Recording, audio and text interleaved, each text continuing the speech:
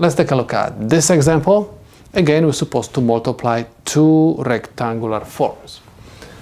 Again, I have to multiply -3 by every single term in the second parenthesis and j6 also by every single term in the second parenthesis. So I have -3 times -3 is equal 9, positive 9. -3 times -j6 is equal positive j18. j6 times -3 is equal negative j18.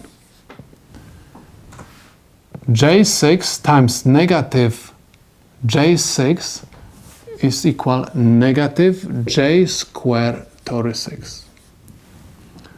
So I have 9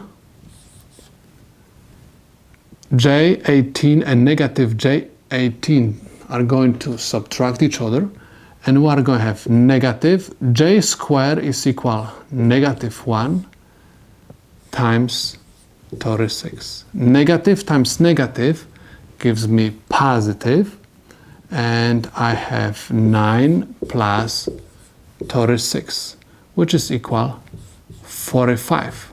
45 is the solution to my problem.